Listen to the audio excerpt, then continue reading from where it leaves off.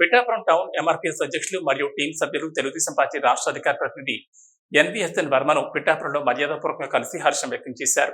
MRPS వ్యవస్థాపక అధ్యక్షులు మందకృష్ణ 30 ఏళ్ల పోరాటం ఫలించిందన్నారు. వారికి ప్రత్యేక కృతజ్ఞతలు తెలియజేస్తున్నామన్నారు.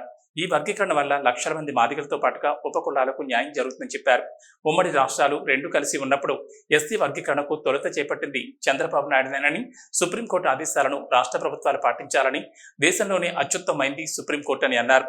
జిల్లాల్లో, రాష్ట్రాల్లో ఎంఆర్పీఎస్ పోరాటాలు చేయడం వల్లే నేడు ఎస్సీల వర్గీకరణ ఫలితాలు సానుకూలంగా వచ్చాయని వీరికి ధన్యవాదాలు తెలిపారు. ఈ కార్యక్రమంలో పార్టీ శ్రేణులు అధిక సంఖ్యలో పాల్గొన్నారు. సంవత్సరాల నుంచి ఎస్సీ వర్గీకరణ కోసం మందకృష్ణ మాదిగ గారి పోరాటం ఫలించినందుకు ముఖ్యంగా పేదల పక్షాన,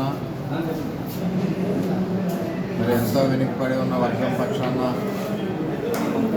30 సంవత్సరాల పోరాటం అంటే ఒక చిన్న విషయం కాదు. అటువంటి పోరాడే యోధుడికి ధన్యవాదాలు తెలుపుతున్నాం. అదేవిధంగా ఉమ్మడి రాష్ట్రంలో చంద్రబాబు నాయుడు గారు దీనికోసం ఎక్సైజ్ కూడా చేసి మరి జీవో కూడా విడుదల చేయడం, తెలంగాణ, ఆంధ్రప్రదేశ్ కలిసి ఉన్నప్పుడు సంగతి. ఏదేమైనా ఈ దేశానికి అత్యుత్తమ న్యాయస్థానం సుప్రీంకోర్టు. సుప్రీంకోర్టు ఏదైతే జడ్జిమెంట్ ఇచ్చిందో ఆ జడ్జిమెంట్ ప్రకారం కూడా ప్రభుత్వాలు నడుచుకోవాలి. ఈవేళ సుప్రీంకోర్టులో వీళ్ళందరికీ న్యాయం జరిగింది.